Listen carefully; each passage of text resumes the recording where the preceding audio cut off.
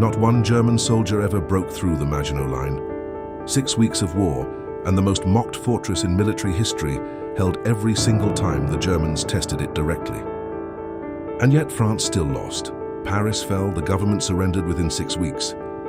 So if the wall never failed, how does an army that actually outnumbered the Germans in tanks still collapse that fast? Here's the part almost nobody tells you. The Maginot Line failed is a much easier story than the truth. This isn't a story about bad concrete.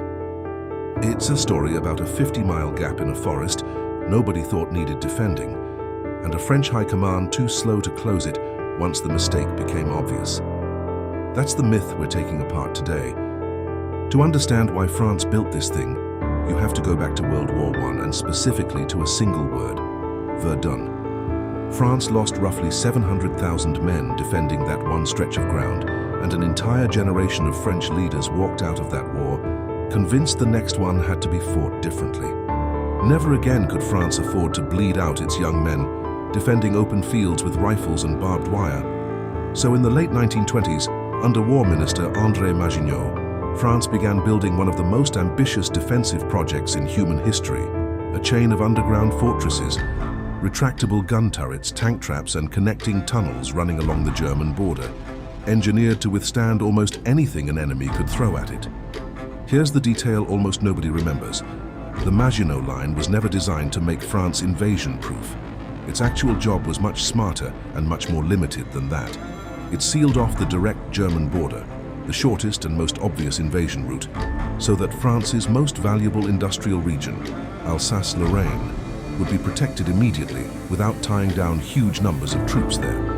And by making a frontal assault effectively suicidal, the line forced any German attack onto a longer, slower route, buying France the one thing its generals wanted most: time to fully mobilize the rest of the army. And by that narrow definition, the Maginot Line worked exactly as intended. German forces tested sections of it directly during the 1940 campaign, and it held. Fortresses like Vermont and Hackenberg absorbed artillery fire, air attack, and infantry assaults, and simply did not break. Here's a detail that really undercuts the useless white elephant myth. Some Maginot Line garrisons were still fighting, and still undefeated, days after Paris had already fallen to the Germans. They didn't surrender because they lost a battle. They surrendered because their own government signed an armistice and ordered them to stand down. So if the wall itself never fell, where did France actually lose the war? The answer is a stretch of hilly, densely forested terrain about 50 miles wide, sitting just north of where the Maginot Line's heaviest fortifications ended, the Ardennes forest.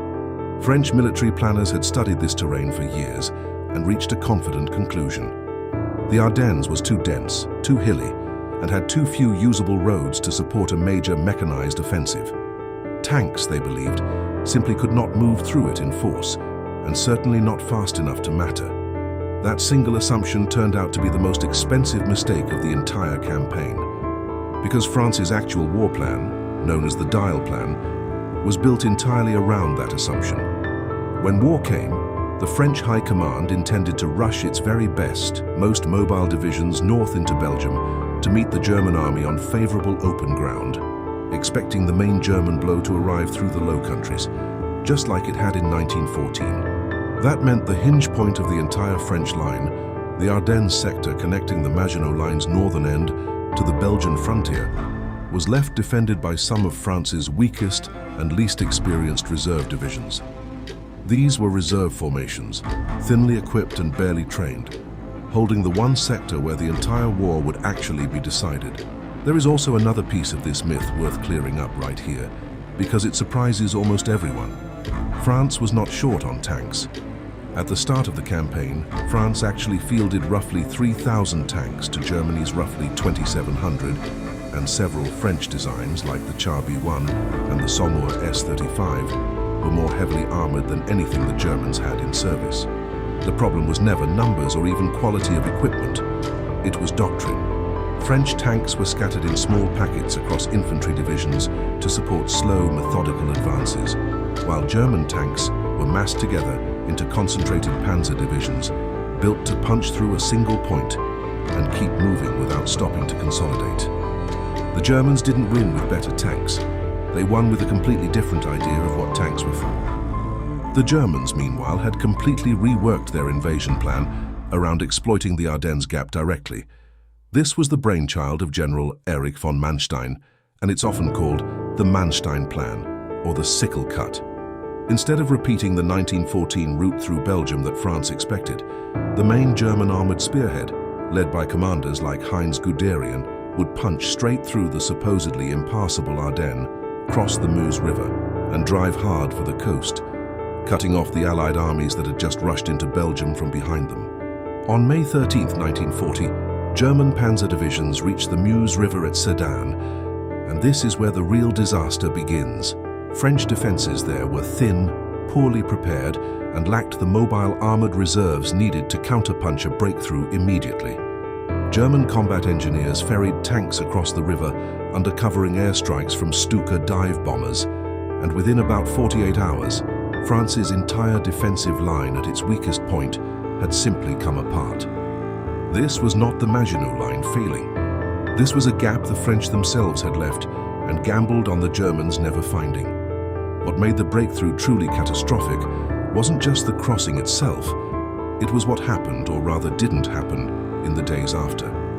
French High Command, led by General Maurice Gamelin, operated through a slow, rigid chain of communication built for the pace of the last war, not this one. Orders that should have taken hours to issue took days instead, often passed by courier and telephone through multiple layers of headquarters before ever reaching the front. By the time French commanders fully understood the scale of the breakthrough at Sedan, German panzer divisions were already 50 miles deep into French territory and still moving. France actually had reserves that could have sealed the gap. It simply couldn't get the order out fast enough to use them. Once through at Sedan, the German panzer divisions didn't turn to fight the fortresses behind them. They turned north and raced for the English Channel, moving faster than anyone, including their own high command, thought was possible. This is often called the race to the sea, and it sliced the Allied armies clean in half. The French, British and Belgian troops that had advanced into Belgium under the Dial Plan, expecting to meet the main German attack there, suddenly found themselves cut off from the rest of France entirely, their supply lines gone, pushed back toward the coastline near a small port town called Dunkirk. Let's be clear about what actually happened, because it matters. The Maginot Line did its one job. It made a frontal invasion so costly that Germany never seriously tried one. France lost because its high command guessed wrong about where the real attack would land, put its best divisions in the wrong place, and couldn't fix the mistake fast enough once the enemy exposed it. The concrete held.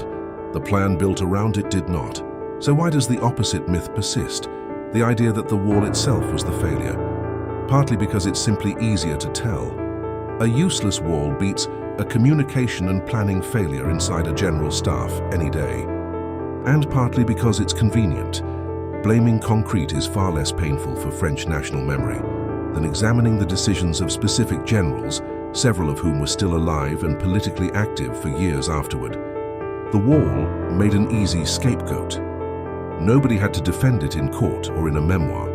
There's a real irony buried in this myth, worth sitting with for a second. The Maginot Line is remembered as the ultimate symbol of rigid, outdated military thinking, but the actual rigid thinking that lost France the war wasn't the concrete, it was the command culture behind it. A French general staff still moving at World War I's pace against a German army built entirely around speed, initiative, and exploiting exactly the kind of hesitation Gamelin's headquarters produced. If anything, the wall was the one part of the French plan that worked exactly as designed. It's also worth remembering what happened to the men who manned those fortresses, because their story rarely makes it into the myth at all. Long after the field armies further north had collapsed and the government had fled Paris, Maginot Line garrisons were still holding their positions, still fully manned, still combat effective. When the armistice finally took effect in late June of 1940, many of these soldiers marched out of fortresses that had never been breached, into captivity, obeying a ceasefire order from their own government rather than a defeat inflicted by the enemy in front of them. For an entire war, the wall did exactly what it promised. It was the country around it that ran out of time. So the next time somebody uses Maginot Line as an insult for something useless, you'll know the real story. It wasn't a wasted war. It was a fortress that held every position it was ever tested at, undone not by German tanks smashing through its gun turrets, but by a 50-mile gap in a forest nobody thought needed defending, and a high command too slow to close it once the mistake became obvious.